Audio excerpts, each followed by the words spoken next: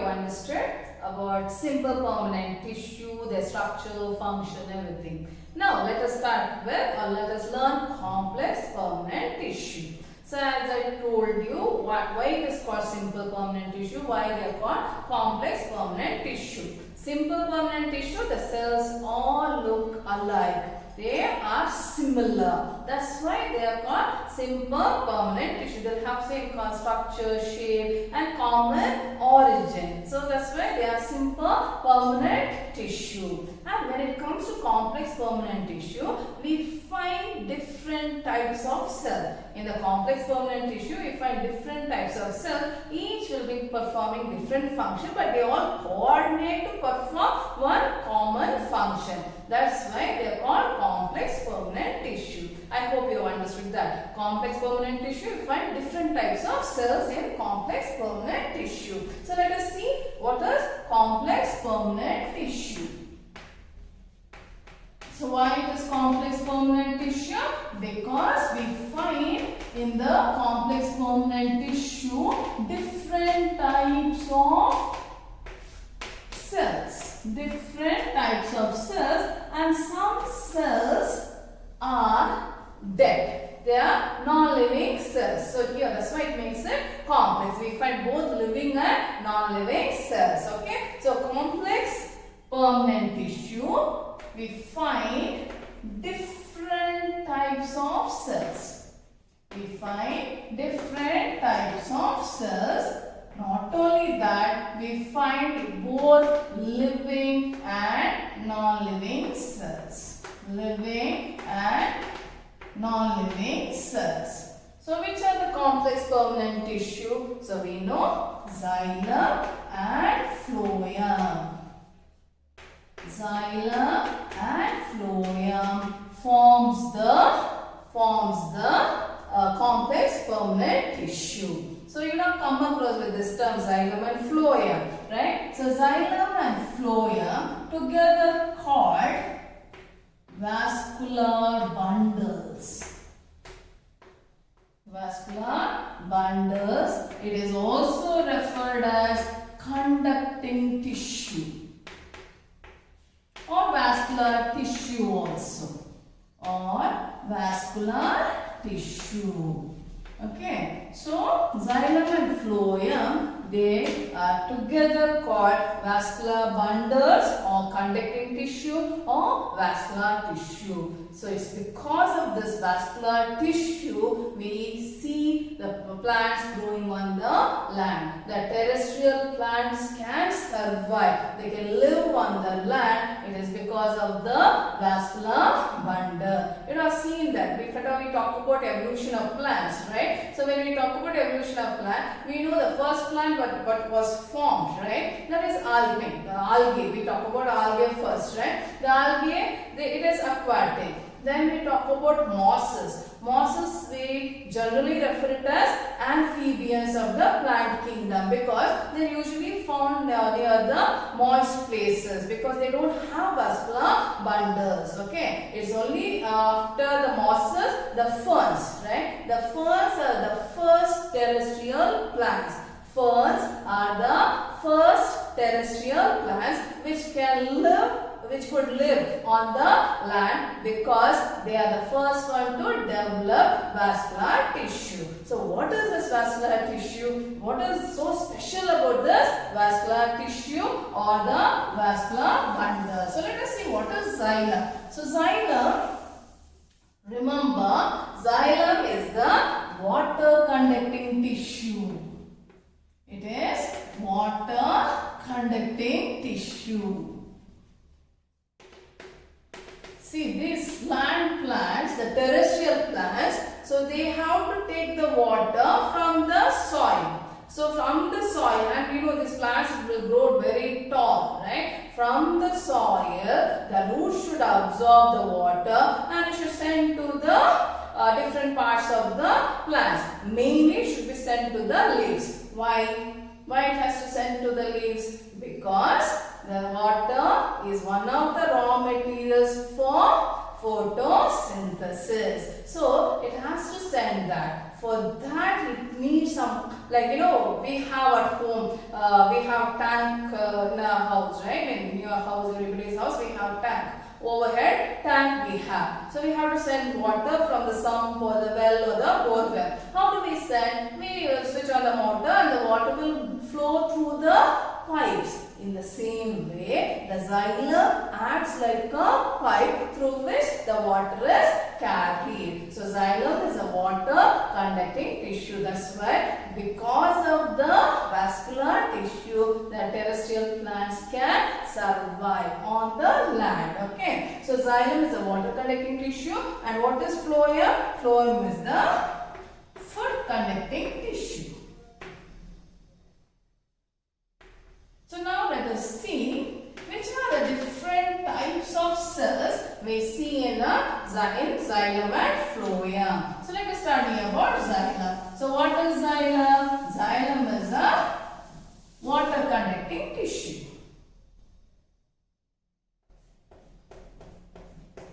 So it is a water conducting tissue. Don't forget this. Okay, we'll be learning about it in future also. So it's a water conducting tissue. It conducts water from the soil to that is from the root to the aerial parts of the plant. It goes against the gravitational force, right? It is against the gravitational force, right? So if at all we so if water is there, and I told you mainly it should reach the leaf, right? So it is going against the gravitational force and it is unidirectional. Conduction of water is unidirectional. Is unidirectional and it is against the gravitational force. That also you remember. Okay, now xylem. Which are the different types of cells we find in xylem? So let us note down which are the different types of cells present in xylem. We find 4 different types of cells. Which are those? They are xylem vessels, xylem tracheates, xylem fibers, and xylem parenchyma. See? 4 different types of cells are present in xylem tissue. Which are those? They are xylem vessels, xylem tracheates, xylem fibers, and xylem parenchyma. So out of these 4 different types of cells, all the 3 are non-living cells. And only this is living cells. Okay, right? So xylem vessel, xylem tracheate, xylem fiber, they are the non-living cells. And xylem parenchyma is a living cell. And here, when these 2 are the 2 cells responsible for the conduction of water. Xylem vessel, xylem vessels and tracheates, they are tubular in structure, like pipe. They are tubular and they are thick-walled. The cell is thick-walled. They are tubular and they are thick-walled, and they are the one concerned with the conduction of water. Okay, vertical conduction of water.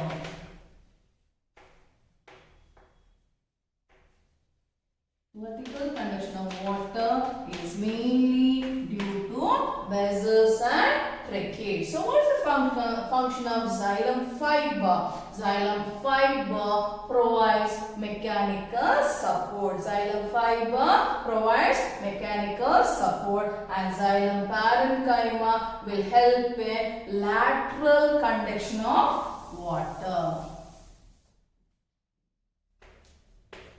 So xylem fiber help in providing mechanical support. Mechanical support. And what about the xylem parenchyma? Xylem parenchyma, it will help in storage of food and water as well as lateral conduction. You know what is lateral conduction? Sideways conduction, lateral conduction of water. So that's about xylem. Okay, that's about xylem. I hope you have understood what is xylem. Xylem vessels, xylem tracheids, fiber and parenchyma. Their function also we learned. Okay. So next we'll go to the next complex tissue, that is phloem. So what is phloem?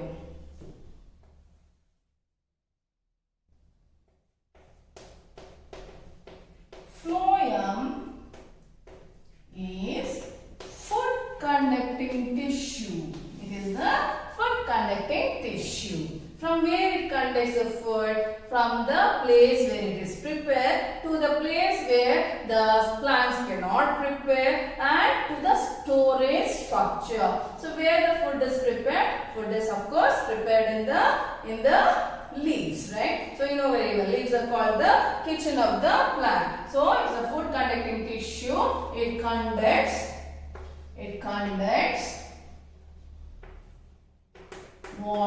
food from the leaves to different parts of the plant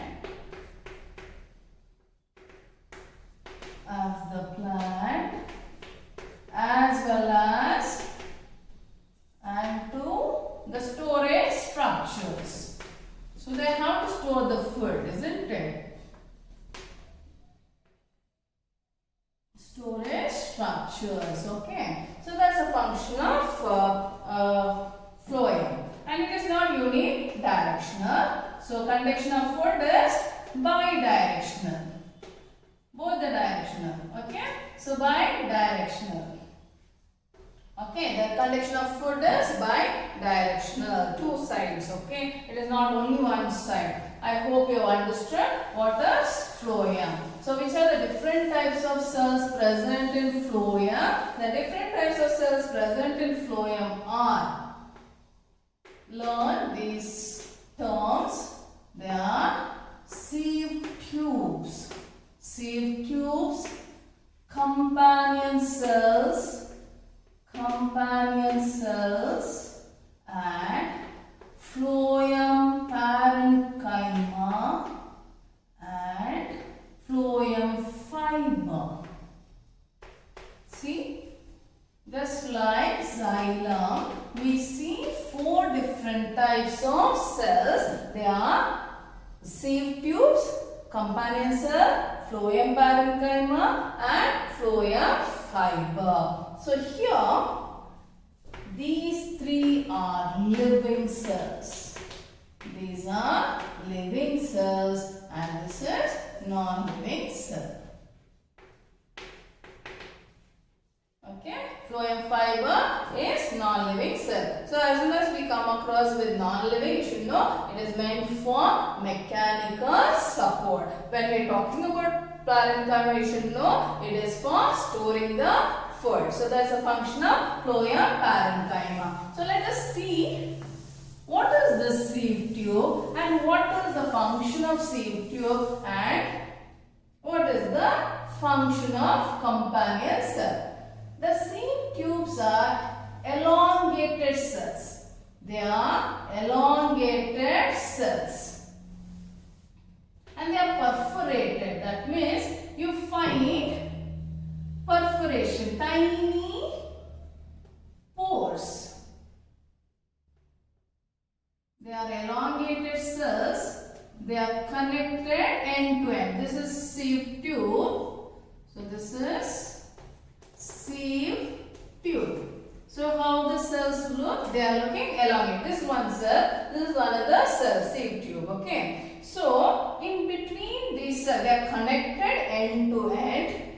connected end to end, and in between we find the perforation, small holes, tiny pores. Okay, this structure here is called sieve plate. You know the term sieve, right? You know sieving, right? At home when we are making cake, or when you are the floor, what is the ground floor, we just sieve it, right? So that is what it is. So we have the sieve tube here, the plants, that is phloem has sieve tube. Just connected to the sieve tube, we find companion cells. We find companion cells. Okay, this companion cell helps, actually it regulates the movement of food. See, what happens here in the sieve tube is that the sieve tube, through the sieve tube only, the food will be passing. The food that is prepared, the food which is prepared in the leaf will be sent to the phloem. It will be sent to the phloem, and the sieve tube will be carrying the food, and it will be passing through the sieve plate. And next to the sieve tube we find this companion cells. These companion cells regulate the movement of the food through the sieve tube. So what is the function of companion cell? The companion cell regulate the movement of food or passage of food through the sieve tube.